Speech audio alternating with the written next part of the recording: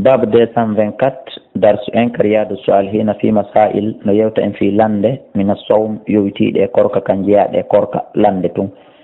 انا ابي هريره جتما ابا هريره رضي الله عنه عن النبي كجتنا با جل صلى الله عليه وسلم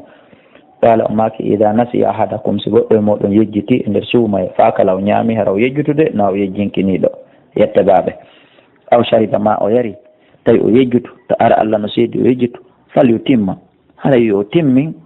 ko ɗum woni sawma ho korka makko kan yo horu o kontina hakikiɗe fa innama at'amahu llah hara yo andu ko Allah tabaraka wa ta'ala ñamminimo wa saqahu yarnimo o yoɓitoyta kadi ñallal ngal muttafaqun alayhi en faami ka o fillantako kadi hay goto on mbawdu ko makko kon o fanka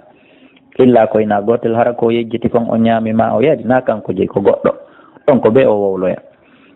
na ɗo re woni tinguyka kadi walla قيت بن صبرة رضي الله عنه قال قلت مني يا رسول الله أخبرني هم بتن عن الوضوء في كويتي سلقي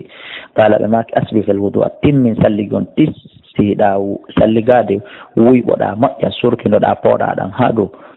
وخلل جاغودا بين الأصابع حقن كل ما كويد جود فومو وبالغ تمنا يتنا في الاستنشاق كسوركي داغول سارتي إلا أن تكون صنالات دا سوائمان هدا هوري وأندين قولين سيدا هوري sa sorkindike ɗan feƴƴoyi ma a wuyɓike pandi ɗan feƴƴoyi a yoɓa ñallal ngal rawahu abu daud at-tirmidhi wa qala hadithun hasanun sahihun wa aisha radhiyallahu anha qalat bimaki kana latiki rasulullah sallallahu alaihi wasallam yudrikuhu al-fajr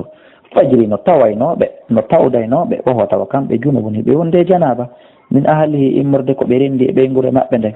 ثم يغتسل رتب لوط ويصوم بهور متفق عليه andi no heewi landotoɓe si suuma e darke new sase miɗo landi tawi goɗɗo yiidi e muudi muɗum ma ɓeygu muɗum jemma o waalike o weetori o lootaki longal ko honno si suuma e on no selli o hadise ɗo jaabike e no selli hadise mo nene Aisha ɓeygu nelaɗo Allah sallallahu alaihi wasallam kadi tigi woni ko makani ko woni si woni on tigi fini ko yo looto longal ngal o juula julde makko nde o kontina korka makko kan famitata ko nayi on tigi tewo waɗa ɗum ko so tawi woni ɗoygol ƴettumo muttafaqun alayhi wa Aisha ƴettama e nene men Aisha wa ummi Salama e nene Salama fo wonde ɓeɗo ɗiɗo kala ko sonnaɓe nelaɗo Allah radiyallahu anhuma yalla wela ɓe alata ɓe maki kana latiki rasulullah nelaɗo Allah sallallahu alaihi wasallam yusbihu junuban mo weetayno mo wonde janaba min gayri holmin ko alda e hoyƴitagol kadi fus thumma yasumu refte ɓe hoora en faami ka muttafaqun alayhi hadis on ko fatkanaɗo wallahu a'la wa a'lam